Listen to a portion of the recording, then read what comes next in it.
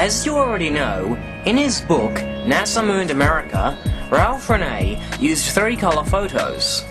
1 from Apollo 14 and 2 from Apollo 16. The most prominent anomaly in this Apollo 16 photograph is a lump of rock that is clearly embedded with a capital letter C.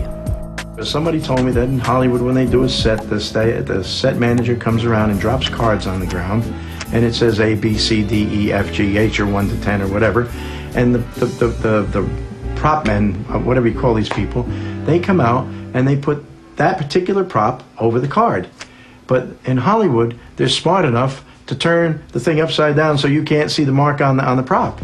What a coincidence that there should just happen to be another C directly below that rock. Not only was the prop label left visible, but also the marker. After the first printing of the book, Ralph Renee tried to get duplicates of the photos. As he predicted, NASA had found a way to make them difficult to obtain. Case in point, all NASA photographs are individually numbered. They changed all the frickin' numbers after I brought my book out. And then they lost the crossover list. Did you ever hear of anything like that?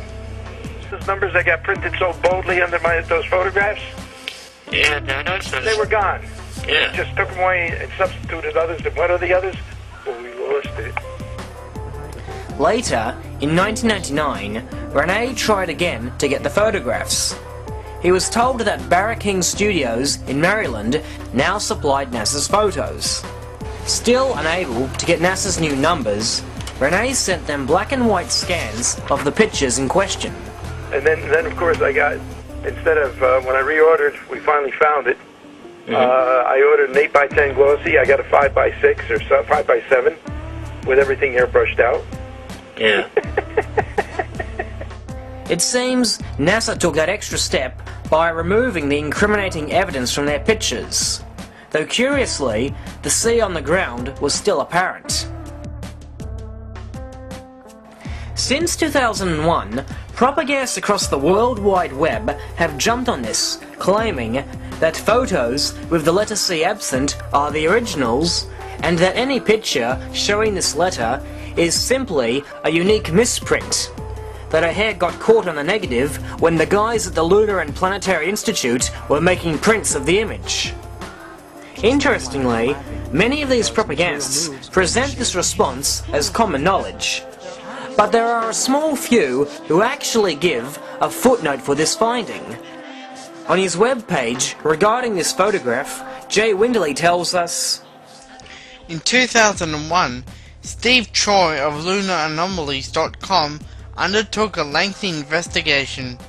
After obtaining transparencies from different sources connected with NASA, he failed to see the mark either on the masters used prior to 1997 or on the new masters. And just who is this Steve Troy character? What is his background? His website, Lunar Anomalies, may sound like an Apollo hoax debunk website, but it's not.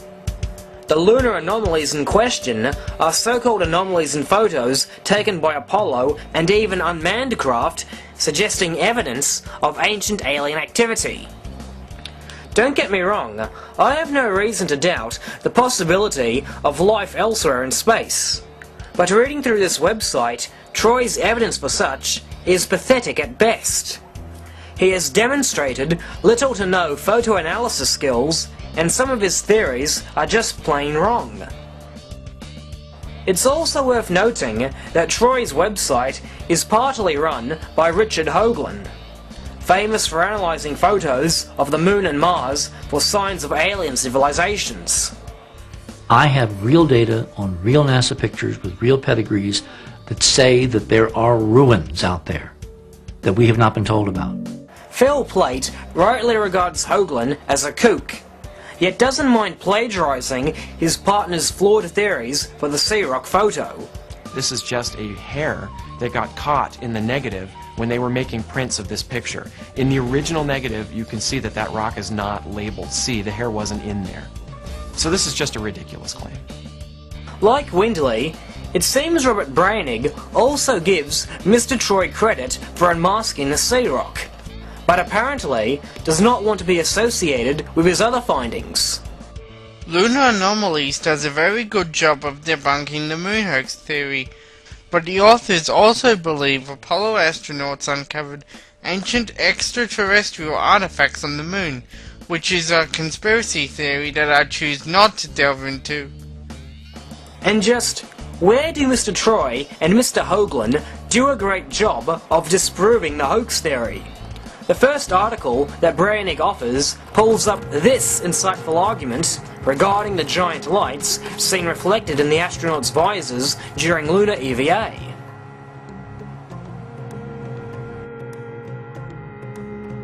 Our explanation for this remarkable observation is firmly grounded in our investigation of the real conspiracy that NASA has worked so hard for over 40 years to cover up the presence of ancient glass-like ruins on the moon.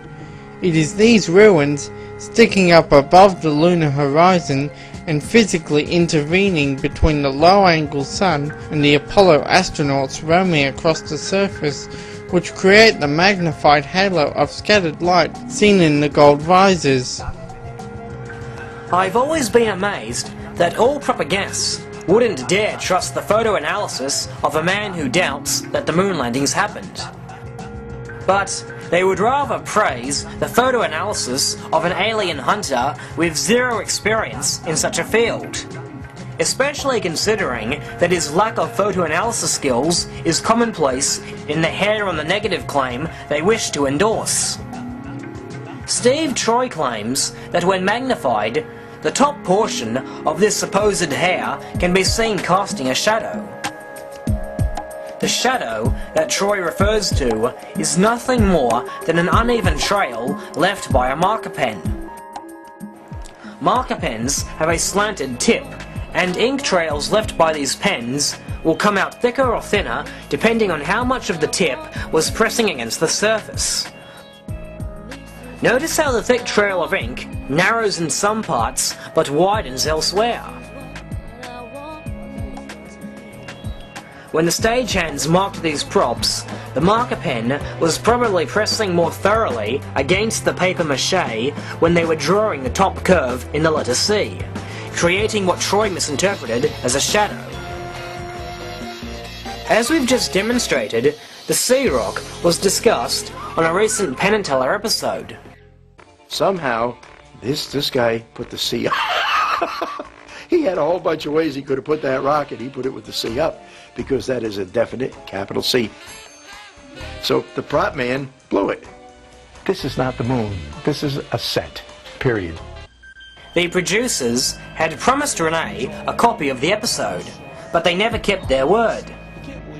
Oh, I never saw that. Them bastards promised me a copy too, and I never saw it.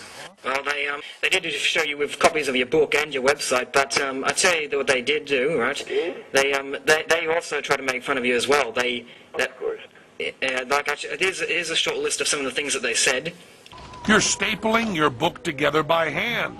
No wonder space-age technology seems impossible to you.